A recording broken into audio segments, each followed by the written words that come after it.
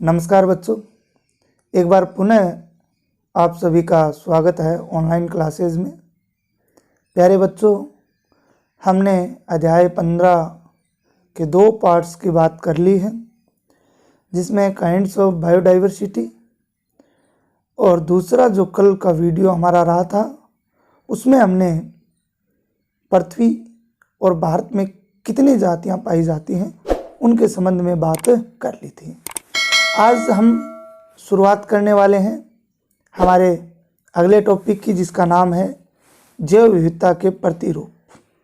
जैव विविधता के प्रतिरूपों की हम लोग आज के इस वीडियो में बात करेंगे कि जैव विविधता के प्रतिरूप या पैटर्न जो है वो क्या होते हैं।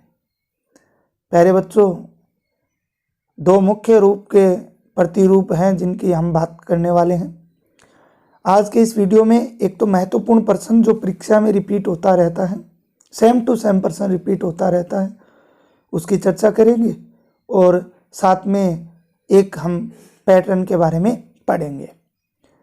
बहुत ही शानदार बातें पढ़ने वाले हैं, ध्यान से अंत तक आपको वीडियो देखना है।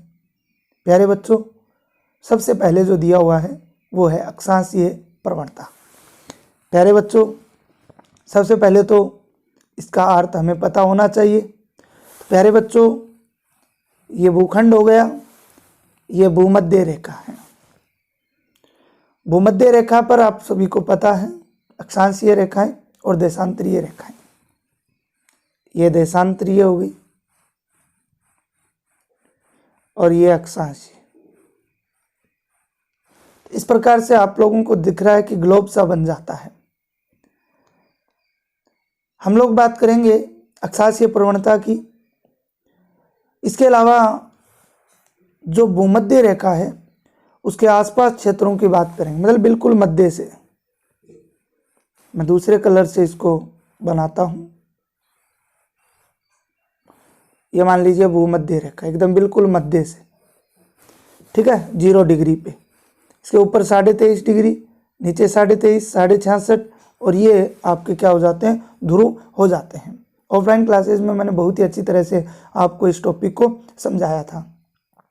प्यारे बच्चों, एक कर्क रेखा, एक मकर रेखा। प्यारे बच्चों, हमने बात की थी कि भूमध्य रेखा है, उसके आसपास के क्षेत्र जो हैं वहाँ पे जैव विविधता का विस्तृत क्षेत्र पाया जाता है। बहुत ज़्यादा, अत्यधिक बोल सकते हैं, जैव विविधता पाई जाती है। प्यारे बच्चों, शुरुआत करते हैं आज के नए टॉपिक की कि हमारे पाठ्यक्रम में क्या दे रखा है। सबसे पहले बात करते हैं प्यारे बच्चों अक्षांशीय प्रवणता की।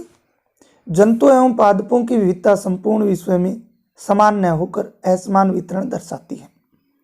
बिल्कुल, अगर हम लोग बात करें तो पूरे विश्व के अंदर जो जैव विविधता है वो समान नहीं है।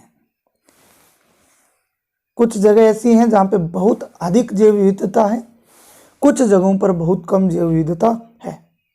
बहुत से जंतु व पौधों के समूह में रोचक विविधता मिलती है।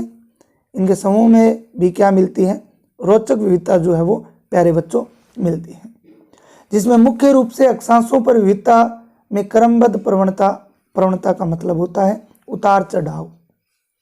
भूमध्य रेखा अभी मैंने आप लोगों को बताई। भूमध्य रेखा से अभी एक बार फिर से पुनः देखो आप लोगों, मैंने ये आपको भूखंड बताया, इसके मध्य में मैंने आप लोगों को क्या बताई, भूमध्य रेखा बताई 0 डिग्री पे। ऊपर की तरफ जाते हैं, ठीक है, कर्क रेखा, नीचे की तरफ आते हैं मकर रेखा। ये फिर इस प्रकार से अक्षांशीय रेखा है, ये ध्रुव होते हैं दोनों तरफ, ठीक है। प्यारे बच्चों, बात करते हैं कि जैसे जैसे हम अक्षांशों की ओर चले जाते हैं, भूमध्य रेखा से दूर होते जाते हैं, वैसे वैसे प्यारे बच्चों जैव विविधता की जो एक तरीके से अगर हम लोग बात करें उसकी विस्तृतता की, कि वो किस प्रकार से पाई जाती है, उसके पाए जाने का जो क्रम है उसमें उतार चढ़ाव जो है वो मिलता है। उसी को हमने इस टॉपिक का, इस पैटर्न का क्या नाम दिया है, अक्षांशीय प्रवणता नाम जो है वो दिया है। प्यारे बच्चों, उतार चढ़ाव जो है वो अक्षांशों पर विविधता के क्रम में पाया जाता है। सामान्यतया भूमध्य रेखा से ध्रुव की ओर जाने पर जातीय विविधता घटती जाती है। मैंने 2 या 3 मिनट पहले ये बात बताई आपको। भूमध्य रेखा के आसपास का क्षेत्र जो है वहाँ पे जैव विविधता बहुत अधिक पाई जाती है। अब जैसे जैसे हम भूमध्य रेखा से ध्रुव की ओर जाएंगे, ऊपर या नीचे की ओर जाते हैं, तो क्या होगा, जैव विविधता घटती जाती है, जातीय विविधता घटती जाती है। कहने का मतलब पेड़ पौधे और जंतुओं की संख्या कम होती जाती है। आगे चलते हैं प्यारे बच्चों। मैं लास्ट में आपको ये भी बताऊंगा, हमारा देश भारत देश भूमध्य रेखा के पास पाया जाता है, भूमध्य रेखा के बिल्कुल पास पाया जाता है। तो भारत में भी जैव विविधता 12 महान देशों की जैव विविधता में भारत को गिना जाता है। लगभग 8% के आसपास की जैव विविधता, मैंने कल भी बताया था। पूरे विश्व का मात्र 2.1 क्षेत्रफल रखते हुए भी जैव विविधता का पूरे विश्व का लगभग 8.7% क्षेत्र भारत अकेला रखता है। और 12 महान जैव विविधता वाले क्षेत्रों में भारत का नाम गिना जाता है। मुख्य कारण क्या है यहाँ पे इतनी जैव विविधता होने का? वो कारण ये है कि हमारा देश भूमध्य रेखा के करीब पाया जाता है। 23.5 डिग्री हम लोग चलते हैं तो 23.5 डिग्री ऊपर चलते हैं तो कर्क रेखा जो हमारे राजस्थान के बांसवाड़ा जिले के गांव से गुजरती है। कटरा गांव है शायद, ऐसा कुछ नाम है गांव का, उस गांव से होकर गुजरती है। तो कहने का मतलब है इसी कारण हमारे जैव विविधता जो है वो अधिकतम पाई जाती है। केवल कुछ ही अपवादों को छोड़कर उष्णकटिबंधीय क्षेत्र उत्तरी अक्षांश से 23.5 डिग्री दक्षिणी अक्षांश तक, मैं ये भी आपको बताने वाला हूँ कि ये क्या कॉन्सेप्ट जो है वो आ रहा है।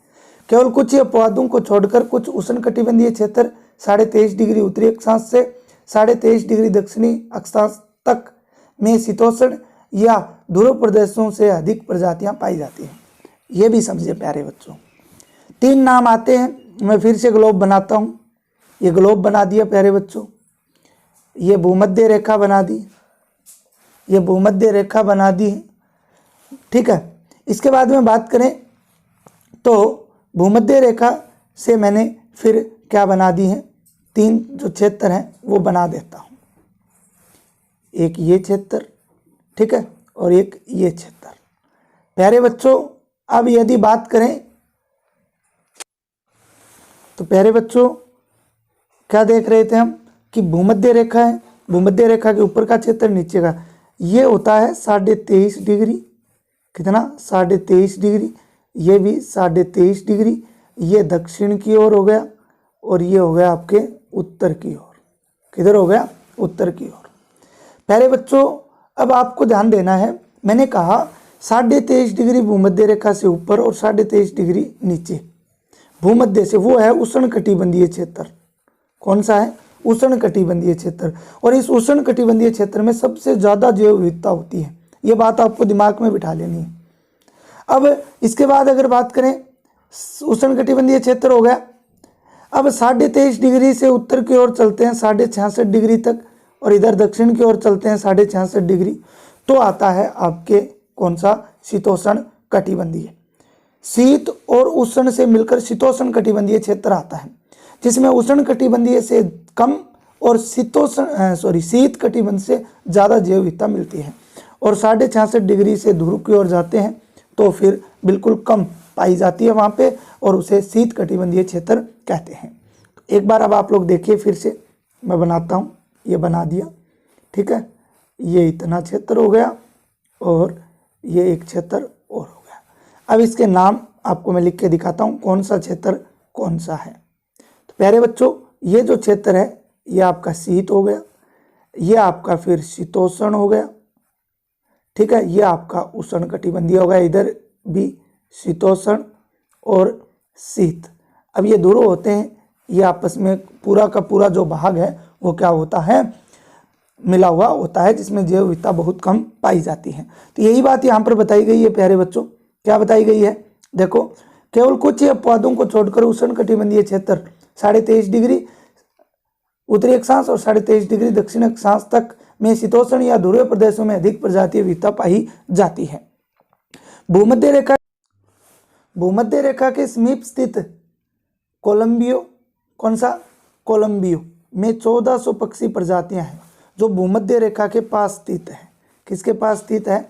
भूमध्य रेखा के पास स्थित है। वहाँ पे कितने हैं? 1400 पक्षियों की जातियां हैं। जबकि न्यूयॉर्क जो कि 41 डिग्री उत्तर में है, न्यूयॉर्क की अगर बात करें तो 41 डिग्री किधर चलना पड़ेगा? उत्तर की ओर। तो वहाँ पे 105 पक्षी जातियां हैं। ग्रीनलैंड अब 71 डिग्री उत्तर में चलो और ऊपर चलो, तो हम क्या कर रहे हैं? भूमध्य रेखा से दूर जा रहे हैं। भूमध्य रेखा से उत्तर की ओर गए 41 डिग्री, तब कौन सा देश आया? न्यूयॉर्क आया। तो वहाँ पे कितनी है?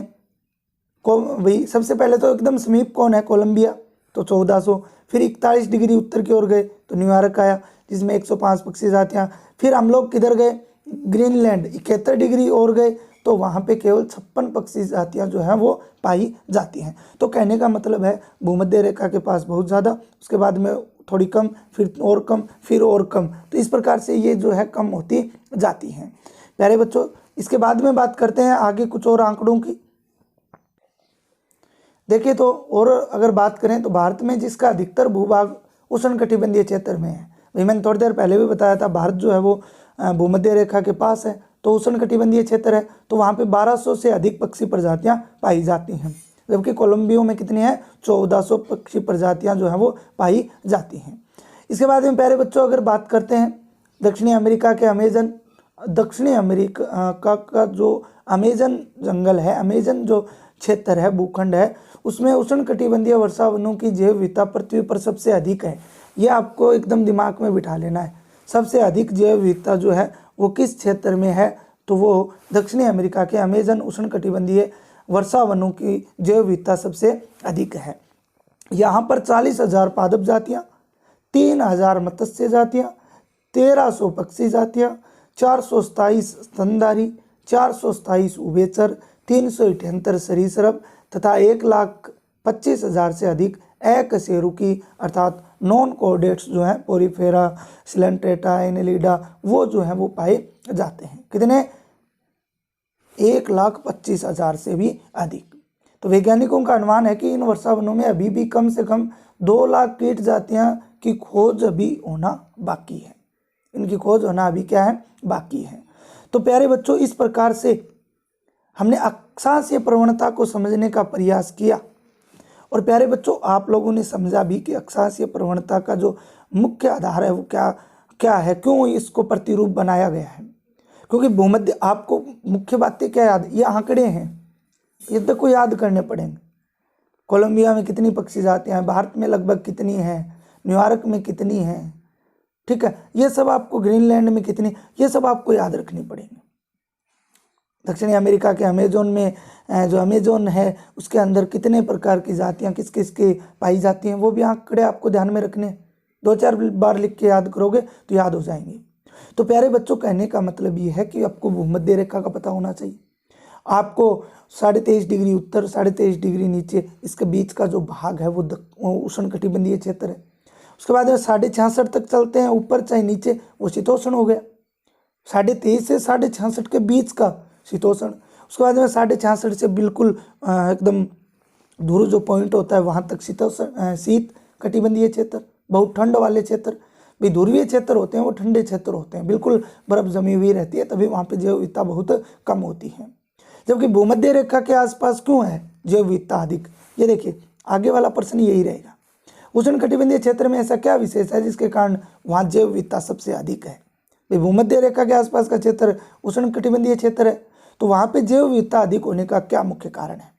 इस पे हम चर्चा करेंगे आगे वाली वीडियो में।